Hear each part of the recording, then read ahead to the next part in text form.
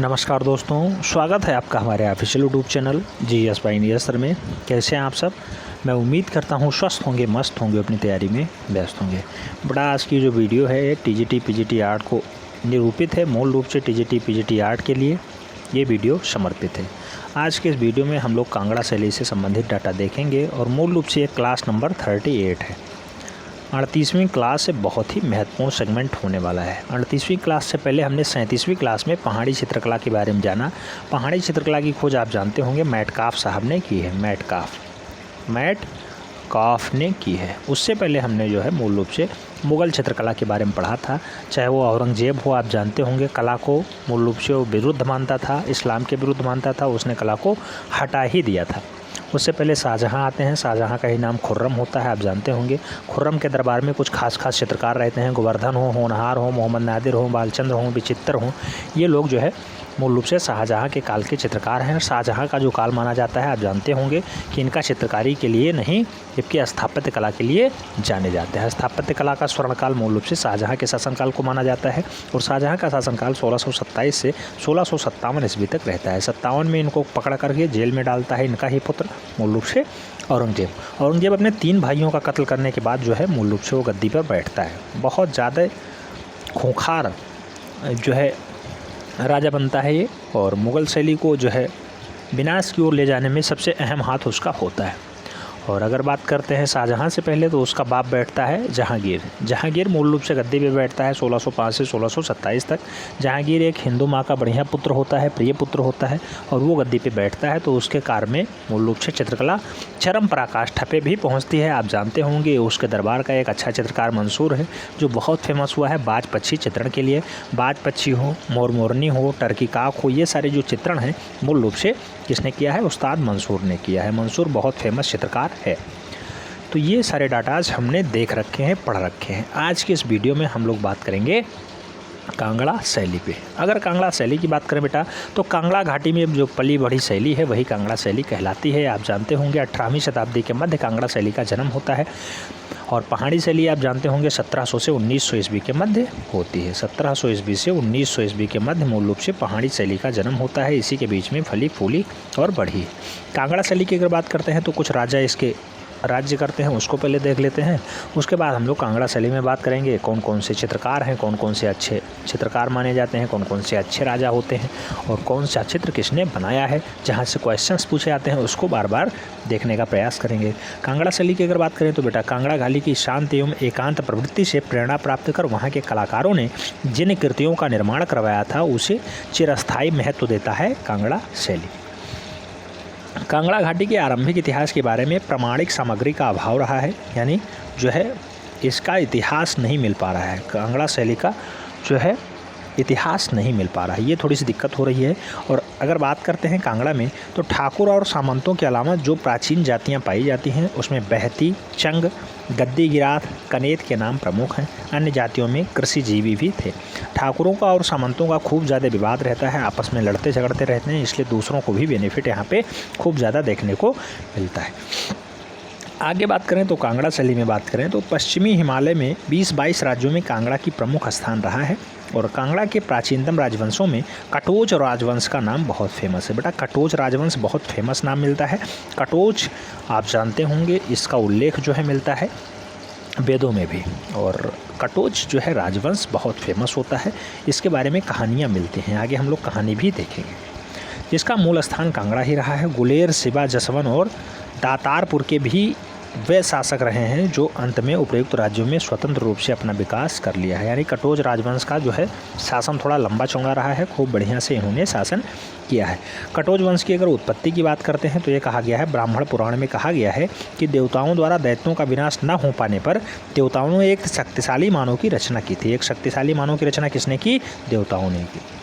और चैत्र मास के शुक्ल पक्ष की अष्टमी तिथि को रात्रि यानी आधी रात्रि में भगवती देवी के पसीने से एक बूंद पृथ्वी पर गिरता है और जब पृथ्वी पर गिरता है तो उसके फलस्वरूप जो है एक शक्तिशाली मानव का जन्म होता है जिसका नाम भूमिचंद हो जाता है।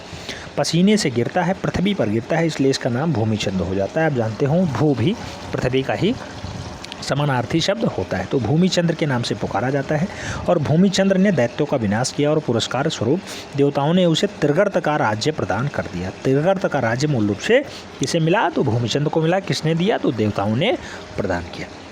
भूमिचंद्र का जन्म किससे होता है? तो आप जानते होंगे भगवती देवी के पसीने से होता है। ऐसी कहानी देखने को मिलती है। बात करें तो 12वीं शताब्दी के अभिधान चिंतामणि नामक कोश ग्रंथ में जालंधर को त्रिगर्त के पर्यायवाची के रूप में देखा गया है। जो वर्तमान में जालंधर शहर है वही त्रिगर्त हुआ करता था और त्रिगर्त पे शासन कौन करता था? भूमिचंद्र किया करता था।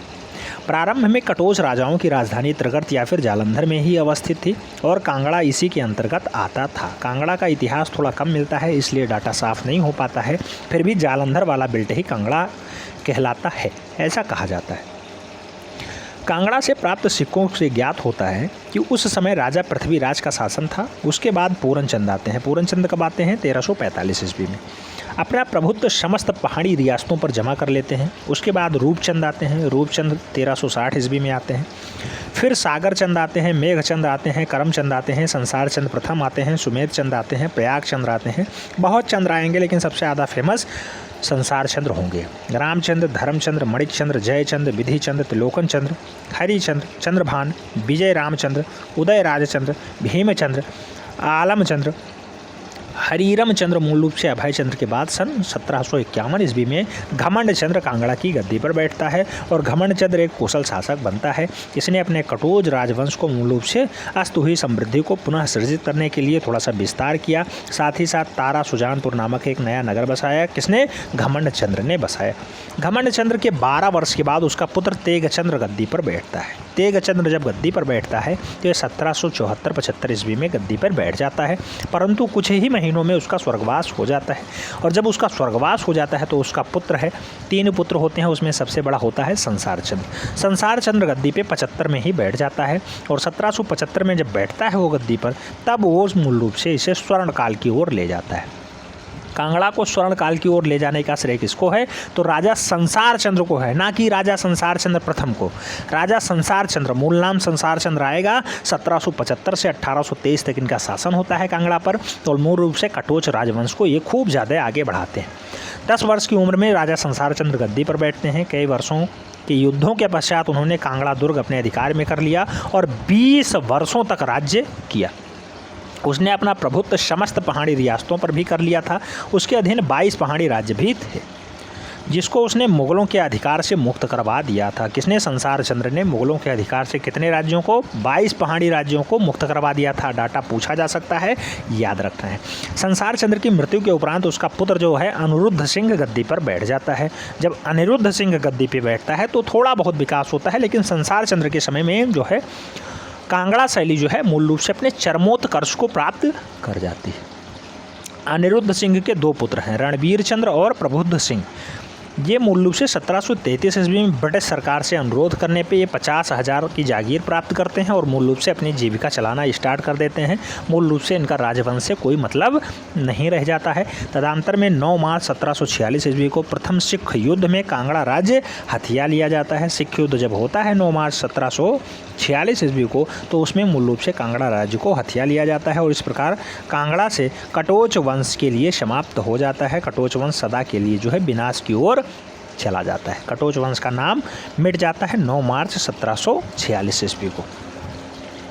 अब बात करते हैं कांगड़ा शैली की और क्या क्या खास डाटा है। तो कांगड़ा शैली का जन्म पूछा जाता है कि शताब्दी में हुआ है बेटा, तो कांगड़ा शैली का जन्म 18वीं शताब्दी में हुआ है, ये याद रखना है। 18वीं शताब्दी के अंत में हुआ है, तो 18वीं और 19वीं शताब्दी के बीच में हुआ है। कांगड़ा शैली के 3 प्रमुख केंद्र हैं, गुलेर, नूरपुर और सुजानपुर। गुलेर, नूरपुर और सुजानपुर ये तीनों केंद्र बहुत फेमस हैं, कांगड़ा शैली में बार बार पूछे जाते रहते हैं। कांगड़ा शैली के कुछ राजा हैं, जैसे राजा हरिश्चंद्र हो गए, अभय चंद्र हो गए, घमंड चंद्र हो गए, संसार चंद्र हो गए। इन शैली को विकसित करने में इन राजाओं ने, संसार चंद्र बहुत ही कला प्रेमी राजा था, उसके समय में मूल रूप से कला अपने स्वर्ण काल को प्राप्त कर जाती है, यानी स्वर्ण युग को प्राप्त हुई है। किसके काल में? संसार चंद्र के समय में। यहाँ के मानकू, खुशाला, किशनलाल, परखू, फुत्तू एवं वासिया जैसे उच्च चित्रकार भी मिलते हैं। तो मानकू खुशाला मानकू कई बार पूछे गए हैं, किस शैली के हैं बेटा? कांगड़ा शैली के एक अच्छे चित्रकार माने जाते हैं, श्रेष्ठ चित्रकार माने जाते हैं। तो जो पूछा जाता है उसे आपको हर हाल में याद रखना है, स्टार लगा लीजिएगा मानकू के ऊपर। मानकू कहाँ का चित्रकार है? कांगड़ा शैली का एक उच्च चित्रकार है। खुशाला, किशनलाल, परखू, फुत्तू, वसिया मूल रूप से कहाँ के चित्रकार हैं? तो ये सारे चित्रकार कांगड़ा शैली के ही हैं, कांगड़ा शैली में पले बढ़े हैं, अच्छे चित्रकार माने जाते हैं। आगे अगर हम लोग बात करते हैं तो कुछ डाटा और महत्वपूर्ण है, जैसे कांगड़ा कलम में कृष्ण लीला, रामायण, महाभारत, जयदेव की गीत गोविंद, बिहारी की सतसई, केशव की रसिक प्रिया, नल दमयंती और भागवत पुराण आदि ग्रंथों पर चित्र बने हैं। तो मूल रूप से कांगड़ा शैली में सबसे ज़्यादा चित्र किस पे बने? तो कृष्ण लीला इनका प्रमुख विषय रहा है। कृष्ण के प्रेम को बार बार दर्शाया गया है। रामायण पर भी अच्छे अच्छे चित्र बने हैं, महाभारत पे भी चित्र बने हैं, जयदेव के गीत गोविंद को भी इन्होंने चित्रित करवाया है, बिहारी की सतसई पर भी खूब अच्छे से चित्र बनाया गया, केशव की रसिक प्रिया पर भी चित्र बनवाया गया। कई बार डाटा ऐसे पूछा गया, रसिक प्रिया के रचनाकार कौन हैं? तो केशव जी हो जाते हैं। गीत गोविंद किसने लिखा? जयदेव ने लिखा। बिहारी आप जानते होंगे सतसई के रचनाकार हैं। नल दमयंती, भागवत पुराण आदि ग्रंथों पर खूब अच्छे अच्छे चित्र बने, तो किस शैली में बने? कांगड़ा शैली में। ऑप्शंस बहुत सारे देंगे, बसौली शैली हो, गुलेरी शैली हो, कांगड़ा शैली हो। राइट आंसर क्या बनेगा? कांगड़ा शैली ही बनेगा। 18वीं शताब्दी के अंत में मूल रूप से कांगड़ा शैली का जन्म होता है, तभी इनके चित्र देखने को मिलते हैं। चाहे कृष्ण लीला हो, रामायण हो, महाभारत हो, जयदेव की गीत गोविंद हो, सतसई हो, रसिक प्रिया हो, नल दमयंती हो, भागवत पुराण हो, इन सारे चित्रों को कब देखा जाता है? तो 18वीं शताब्दी के बाद देखा जाता है, यानी कुल मिला के कांगड़ा शैली में ये चित्र बनते हैं।